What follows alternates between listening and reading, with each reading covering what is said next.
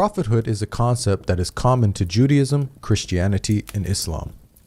Both the Bible and the Qur'an define the concept of prophethood in highly noble terms. So we should expect God's prophets to embody these ideals by being the best of people, with their behavior and lives representing a practical example for mankind to follow in order to come closer to God. When we look at the stories of the prophets in the Bible and the Qur'an, what we find, however, is that only one book represents the lives of the prophets in such a way that does justice to the noble concept of prophethood. The Bible tarnishes Aaron with the involvement in the worst of sins, idolatry. The people gathered around Aaron and said, "Come, make us gods." Aaron answered them, "Take off the gold earrings and bring them to me." So all the people took off their earrings and brought them to Aaron. He took what they handed him and made it into an idol cast in the shape of a calf. Monotheism, worshipping only one God, was the very essence of the message that God tasked Moses and Aaron to impart on the Israelites. So from this point of view, a prophet of God failed in the most basic of duties. The Bible goes on to tell us that God punished the Israelites who worshipped the calf idol with a plague. And the Lord struck the people with a plague because of what they did with the calf Aaron had made. Aaron, however, was spared any such punishment, even though it is said that he was the individual that made the idol. Shouldn't prophets be more accountable than common people due to the greater knowledge that they possess and their higher positions of responsibility? By comparison, in the story that the Qur'an narrates, Aaron is free of the major sin of idolatry. It was in fact an individual called Samari who made the idol. In the Qur'an, it says that Aaron even orders the Israelites not to worship the golden calf. Aaron did say to them, "My people, this calf is a test for you. Your Lord is the Lord of mercy, so follow me and obey my orders." We can see that the Qur'anic account not only presents Aaron in a manner that is befitting of a great prophet of God, but it also does not contain any of the inconsistencies present in the biblical narrative. Prophet David and the accusation of adultery. The Bible relates a story about David in which he is accused of committing some very serious sins. From the roof he saw a woman bathing. The woman was very beautiful, and David sent someone to find out about her. She, Bathsheba, came to him, and he slept with her. Then she went back home. The woman conceived and sent word to David saying, "I am pregnant." Bathsheba was married, and so when David found out she was pregnant with his child, instead of taking responsibility and publicly confessing his sins, he instead compounds his sins by having her husband killed. Perhaps even more strangely, God allegedly struck the child that was born from the adulterous relationship with a lethal illness. But because by doing this you have shown utter contempt for the Lord, the son born to you will die.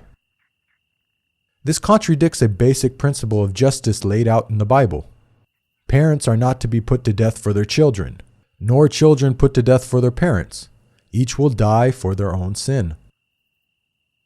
So according to Old Testament law, it was David and Bathsheba that both deserved death for their sins, not their innocent child. Such stories don't just reflect badly on David, they also portray God as being unjust. The Qur'an relates a similar story about David. However, unlike the Bible, he does not commit the sins of adultery and murder. Rather, he makes a mistake when judging a dispute between two parties and immediately repents. Then David realized that we had been testing him, so he asked his Lord for forgiveness, fell down on his knees, and repented. We forgave him, i.e., for his misdeed. His reward will be nearness to us, a good place to return to. The Qur'an not only rejects the accusation of adultery and murder, but it also portrays David in a noble light as someone who takes responsibility and seeks God's forgiveness for the smallest of mistakes. Prophet Noah and the accusation of drunkenness. The Bible tells us that after the great flood, one of the first things Noah did was to plant a vineyard and fall into a state of naked drunkenness. Noah, a man of the soil, proceeded to plant a vineyard. When he drank some of its wine, he became drunk, and they uncovered inside his tent. It is difficult to believe that this great prophet, who had the self-discipline to build a giant ark by hand, would then lose all self-control as soon as he sets foot off the ark. The Bible goes on to tell us that Noah cursed his own grandchildren when he found out that his youngest son, Ham, had informed his siblings about Noah's sorry state. When Noah awoke from his wine and found out what his youngest son, Ham, had done, he said, "Cursed be Canaan, the lowest of slaves he will be to his brothers." One can't help questioning Noah's conduct. Even if cursing was justified, wouldn't it make more sense for Noah to curse Ham rather than Ham's son Canaan, who was an innocent party? The Qur'an paints a very different picture of Noah. After the waters subsided, Noah inquires about the well-being of his rebellious son who refused to board the ark. It sailed with him on waves like mountains, and Noah called out to his son, who stayed behind, "Come aboard with us, my son. Do not stay with the disbelievers." The waves cut them off from each other, and he was among the drowned. Noah called out to his Lord, saying, "My Lord, my son was one of my family, though your promise is true, and you are the most just of all judges." Again, notice the stark contrast with the biblical portrayal. Rather than getting into a naked, drunken state and cursing innocent family members, the Qur'an tells us that Noah, a great prophet and leader of men, but also a father, turned to God with sadness for his dead son. Job and his many alleged blasphemies. The story of Job in the Bible is one of a prophet being severely tested. The story begins with God highly praising Job for his righteousness. God says to Satan, "Have you considered my servant Job? There is no one on earth like him. He is blameless and upright, a man who fears God and shuns evil." Satan proceeds to challenge God, stating that the only reason Job is upright is because Job has a good life. Satan predicts that if God were to test Job properly, then Job would curse God. "But now stretch out your hand and strike his flesh and bones, and he will surely curse you to your face." God allows Satan to test Job, and once the trials commence, Job fails to remain patient, and even goes so far as to blaspheme against God numerous times. "Then know that God has wronged me and drawn his net around me. I am innocent, but God denies me justice. It profits a man nothing when he tries to please God." Now, the way the story unfolds is highly problematic. There is the issue of a prophet of God committing blasphemy, one of the worst sins imaginable. Also, the Bible is alluding to Satan knowing more than God in this instance by correctly predicting what would happen. Recall that God asserted that Job was a man who fears God and shuns evil. Satan challenged God by predicting that Job would blaspheme, and so Satan has proven God wrong. Can Satan, a limited and finite being, have more insight into Job than God, the creator and sustainer of the universe? The Qur'an resolves all these issues in just a few short verses. Job doesn't blaspheme against God. Rather, he blames Satan for his hardship. "Bring to mind our servant Job, who cried to his Lord, 'Satan has afflicted me with weariness and suffering.'"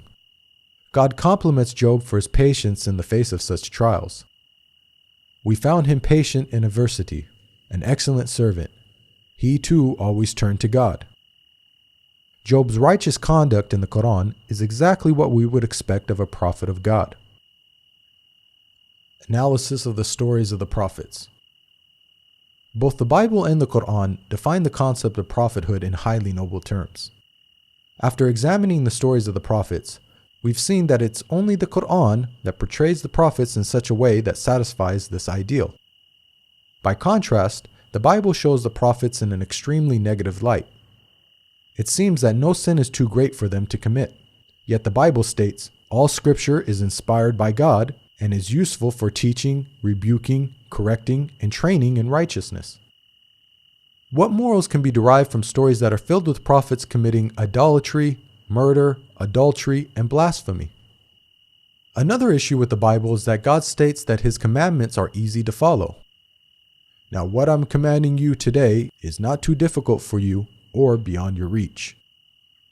This message of encouragement was proclaimed to the whole of Israel, prophet and commoner alike. But how can the Israelites have been expected to keep the commandments when the prophets, those who were divinely handpicked and tasked with upholding and teaching the commandments, failed to keep even the most basic of God's laws. Does this not make a mockery of God? One of the names of the Qur'an is Al-Furqan, meaning the criterion between truth and falsehood. So the Qur'an not only confirms the scriptures that came before it, but it also corrects their distortions. We sent to you, Muhammad, the scripture with the truth, confirming the scriptures that came before it, and with final authority over them, so judge between them according to what God has sent down. The Qur'an defends God's righteous prophets against the slander and falsehood attributed to them in the Bible. It provides the best guidance for those who want good examples to follow in order to come closer to God and be successful in the hereafter. There is a lesson in the stories of such people for those who understand. This video is based on the book Jesus, Man, Messenger, Messiah. To learn more about the prophets in Christianity and Islam, please download your free copy of the book at the link below.